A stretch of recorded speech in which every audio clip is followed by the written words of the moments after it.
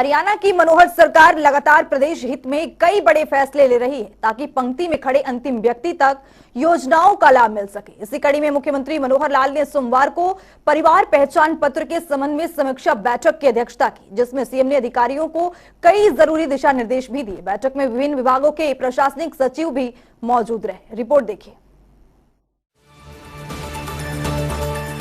आंगनबाड़ी में या फिर स्कूल में जा रहा है और उसे जरूरी पोषक आहार उपलब्ध हो रहा है या नहीं। उन्होंने कहा कि बच्चों को अगर शुरुआत में ही अच्छा पोषण और शिक्षा मिलेगी तो उसकी बुनियाद मजबूत बनेगी और वे जमीन में सकारात्मक दिशा में आगे बढ़ेंगे। तो चलिए ग्राफिक्स के जरिए समझते हैं।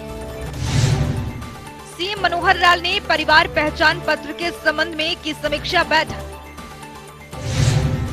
बैठक में सीएम ने अधिकारियों को दिए जरूरी दिशा निर्देश।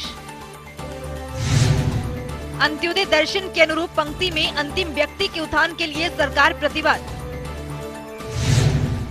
हरियाणा सरकार गरीब जरूरतमंदों के लिए उठा रही कई बड़े कदम।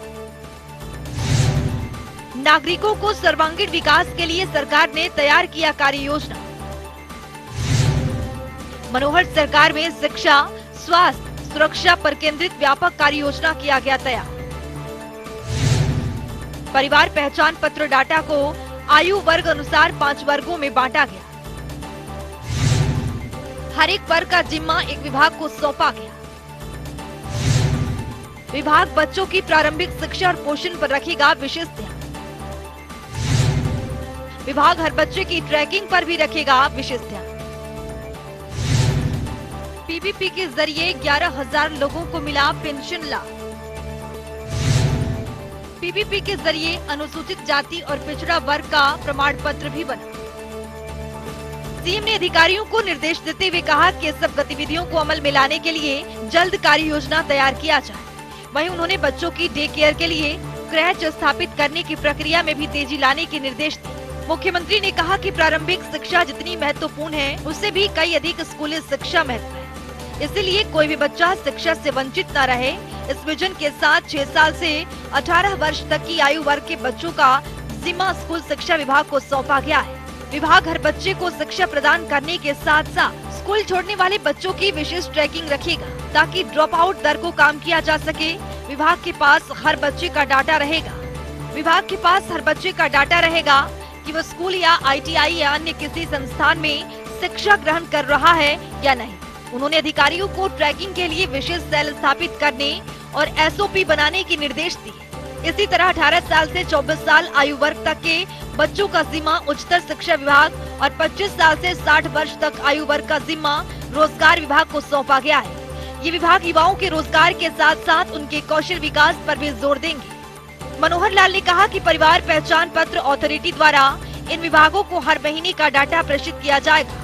विभाग अपने स्तर पर ये गतिविधियां अमल में लाएगा। उन्होंने कहा कि वर्तमान राज्य सरकार पारदर्शी सिस्टम के साथ आगे बढ़ रही है और राज्य के हर एक नागरिक के कल्याण के लिए सब सरकारी सुविधाओं और योजनाओं का लाभ घर बैठे प्रदान कर रही है।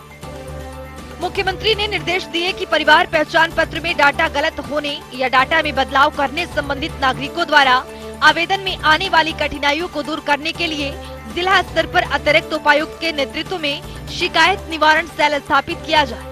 इस बैठक में बताया गया कि जल्दी परिवार पहचान पत्र पोर्टल पर चैट बॉट शुरू किया जाएगा, जिसमें आम बोलचाल की भाषा में बात करके नागरिक पीपीपी से संबंधित कोई भी सवाल का जवाब प्राप्त कर सकेंगे और अपनी शिकायत का समाधान भी कर सकेंगे। इस चैट बॉट में हिंदी, पंजाबी और अंग्रेजी भाषा को जोड़ा जाएगा।